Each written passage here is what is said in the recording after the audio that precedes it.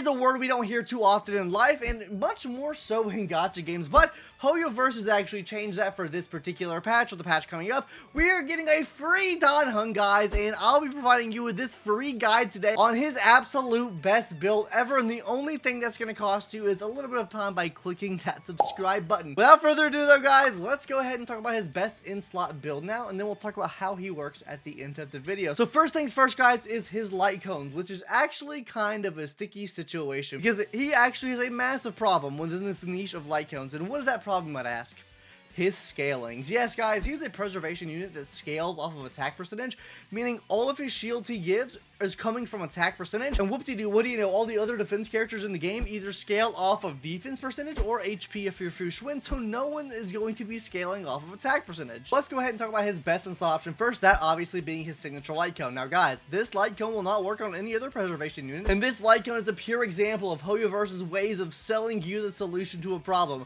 We don't have attack light cones? Well, here is his attack light cone right here, because off rip, guys, this immediately gives you a ton of base attack. On top of this, it's giving you a massive 64% attack increase, which is fucking massive for honestly any light cone standards, even outside this preservation pool. But on top of this as well, guys, it's also going to be restoring his own HP whenever you're using an ultimate move for every ally, so it kind of makes him like Fushwin in a way, and then providing additional healing to the ally with the lowest HP. But not only does it do all this, guys, it's also going to be acting as a supportive type light cone as well, in a way that is going to be giving every single one of your allies increased damage by 24%, and if they have a summon, it'll be increasing that damage by an extra 12%, so up to a 36% damage increase if the character has a summon. This is absolutely his best in-slot light cone by a large margin, guys. So if you got him for free, maybe you want to pull this light cone, it's good, but that's not to say he doesn't have other light cones he can use, because his second best in-slot option is going to be a Moment in Victory, which is Japard's signature light cone, guys. Now, the defense really doesn't do anything for any of the teammates. It only provides assistance for him getting attacked in his own defense. The reason I'm recommending this as second best in-slot because it has the highest attack base stat in the game for preservation light cones. It'll also be helping his shield and sub DPS damage out by having that high ass attack base stat. And then on top of that, guys, it's just increasing his defense by quite a bit, so it makes him a bit tankier. If you're looking for a free-to-play 4-star option that has comparable attack base stats, I would recommend We Are Wildfire. While the ability of it doesn't really help out all too much, it increases the damage dealt to all of your allies for a couple turns, and then it wears off. So if you're not beating things within 5 turns, which, let's be honest, guys, unless you have a completely cracked ass account, this is not going to happen. This will be giving the same level of base stat increase that a Moment in Victory is giving you as well, but I don't really recommend this too much. A realistic option that I would honestly recommend to you guys would be something like Journey Forever Peaceful. While this does probably have one of the lowest base stats and attack in the game, what it does do is provide extra shield effect for all of your allies, so their shields are going to last for that much longer, which kind of compensates for that low attack in my opinion. And then on top of this as well, guys, whenever an ally has a shield, you're giving them a damage bonus as well. In my opinion, it kind of works like his signature light cone. For the increased damage you're giving to your allies, I think this could be a pretty decent light cone to use. And then hopping into a more niche option you can use here, guys, Trends of Universal Market can be used to put debuffs on the enemy, which can help teams that you want additional debuffs on the enemy or proccing debuffs off of an enemy.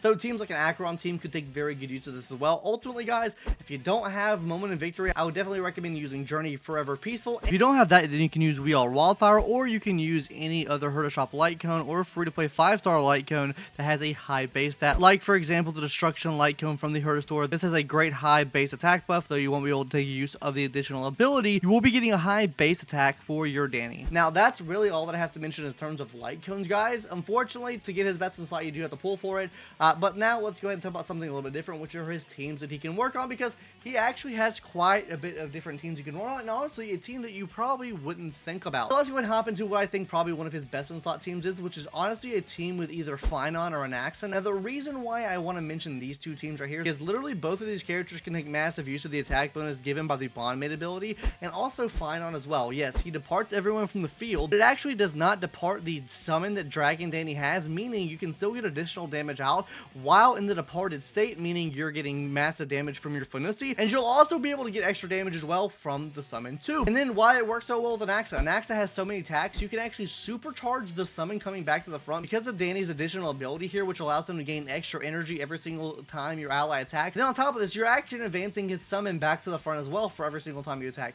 You can take use of this from both Anaxa and Fanussi here, guys, because when you're in the departed state, like I said, he's still on the field, he's still active. The summon will still be advanced whenever Danny's off the field. Obviously, another team that can take massive use of him, guys, Fei Xiao. Fei Xiao is a follow-up unit. He can attack so many times and has summons and has follow-up attack that Fei Xiao can actually take massive use of this and get an absolute shit ton of her ultimate charge back up when he's on the team. Now let's hop into some more of the walkie teams. Obviously, like I mentioned before, Acheron can take use of him. He's a preservation unit, and there is the trend of universal market light cone, which means you can give the whole team shield here. You can give them constant shield at that, and on top of this, if you have him placed correctly in the team, you can have him attacked more often, which if he's attacked more often, that also means you're going to be getting debuffs on the enemy as well, which help out Acheron. Now, one team you might not think about, actually DOT could take decent use of him, and the reason I say that, guys, is because he gives an attack buff based off of his own attack. So you could literally make your bond mate one of your dot characters that love the attack buff that he's going to be able to provide to them, and they're going to have a fine and dandy day doing their DOT damage with his attack buff, on top of them being shielded. And also, you got to think about this too, guys, he's also going to be doing follow-up attacks, which then leads to more follow-up attacks from maybe someone like your Kafka as well, and being able to proc that off more often because he's coming back to the front, and then hitting the enemies with a follow-up attack, which, you know, caused Kafka to do a follow-up as well. I actually do think this team can work really good too. Also, I think Saber could technically work here as well because of the fact he's able to ult so often using like an ERR rope. I think it could provide someone like Saber a decent charge and also give her an attack buff as well. I do think maybe this could be a little bit better than what Huan's able to provide, but you need to be timing things up properly for this to actually work. But I do think Saber could actually take decent use of this as well. And obviously you can just literally run him on any other team just as a sustain character and he'll work there too. He does his job really good just as a sustain. But that's all that I have to mention out in terms of the teams, guys. Let's go ahead and talk about the part you've probably been waiting for, which is the builds. You guys want to know what the best builds is? And the best 4-piece set for him is actually gotcha. Come here. You guys subscribing to the channel. Yes, sir. You got scammed. I cost you more of your time, and I really appreciate your time, guys. So if you appreciate videos like this, hit the subscribe button now. There's definitely more coming in the future. So let me stop scamming you now, and let's get back to the video. Self-Enshrouded Recluse is going to be his best in slot set, guys. This is the new set that got recently added to the game. The reason why it's the best, guys, is because first of all, at a 2-piece, it's going to be increasing shield effect by 10%, and then at a 4-piece, guys, you're increasing that shield effect by an additional 12%, but also whenever your allies are shielded, you're providing them a crit damage increase as well. So this is inherently giving your team a buff of 15% crit damage and making his shields last that much longer, considering he has so many different ways that he can provide the team with a shield. But this is realistically the only set that I recommend, because anything else that really provides assistance for preservation units gives defense, and he doesn't need that. This provides this straight up shield effect, so this is why I recommend this set over any other set. Maybe if you're going full send, full dick attack, maybe you run like Wind Soaring or like Ash Blade or something to give him additional damage. I really don't recommend it, but they're definitely viable sets to make them more DPS centric, that's for sure. In terms of the planner sets though, guys, I really only recommend Lusaka here, though you can run any of the other 2-piece sets that provide you with energy regen rate. The reason why I like ERR on him is because of the fact that it's going to be assisting him getting his ult up faster, which then inherently leads to more shields, which then also alleviates the shield issue you might run into. With him being an attack scaling preservation unit, this also just leads to more overall shield and more sustainability for your team as well. So realistically, Lusaka is here because it'll be giving the first character on the team an attack percent bonus, which is going to be added on top of the attack percent you're already giving them from his ability anyways. Hence another reason why I think DOT can actually work pretty well with him, because of how much attack you're able to give to at least one of your dot characters. But Von Wack or Pitacone can also work here as well. And if you're going more DPS centric, I guess Duran could also work here as well, because he will be following up quite a bit, so you can give him an inherent 25% crit damage increase and a 25% increase to his follow-up damage, which is going to be the main majority of his damage anyways. So this could also work if you're running him as a DPS. Well, that out of the way, guys, now let's go ahead and talk about his sub and recommended stats, hopping into those main stats first. So for the boots, guys, I would recommend the speed or attack percentage on the body, attack percentage on the rope, ERR or attack percentage here, and on the orb is going to be attack percentage as well. Now, I want to kind of explain these stats here before we move on to the substats and actual recommended stats you want to be hitting.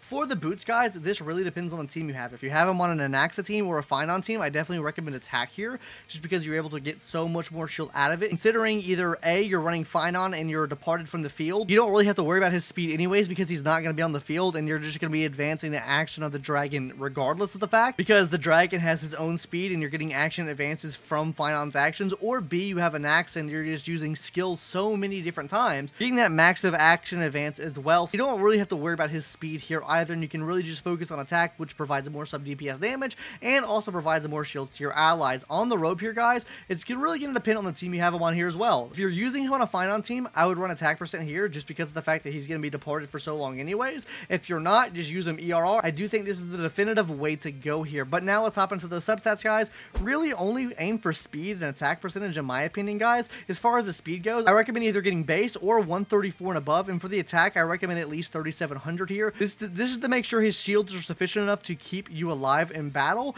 And then also the speed here is really going to depend on the team. If you're running him on a fine-on team, honestly, guys, just run him base speed. You're going to be running attack boots here. If you're not, then you're going to be using speed boots, and you need to focus on getting around 136 here as well. But that's all that I have to mention today in terms of the stats and the build. If you have any questions about it, leave it in the comment section down below. And now, guys, let's go ahead and talk about how he actually works, because you might not know how he works. So essentially, guys, what he's doing is when you use a skill, you're able to select one ally on the team to make your bond mate. And what the bond mate is going to be getting, guys, is first of all an attack increase, but this also is going to be doing something for Dragon Danny summons as well, and just Danny as a whole, because what this bond mate ability does is you're giving the summon basically whatever element is on that DPS that's the bond mate, you're going to be giving that to the dragon to deal an additional damage. So not only is the dragon going to hit for its own attack, it's also going to be doing additional damage based off of electric type, wind type, imaginary type, whatever your main DPS might be. But not only this, guys, you're getting energy and action advance for the dragon.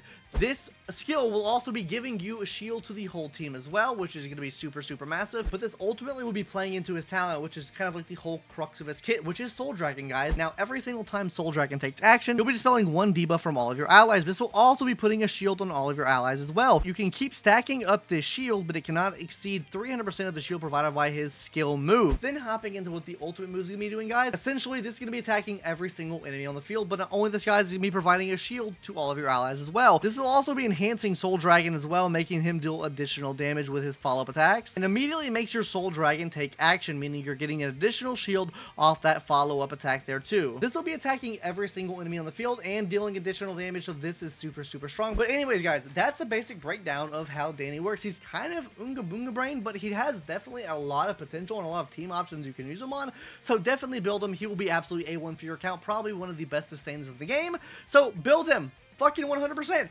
Now, if you want to see a video on whether you should or should not be summoning for him, that video is already out on the channel. So subscribe if you want to see more videos like this and like that, and go check that video out if you haven't already. Anyways, guys, that's going to do it for today's video. Hopefully you enjoyed. Like, subscribe if you haven't already, and that's going to do it for me, guys. See you later. Bye-bye.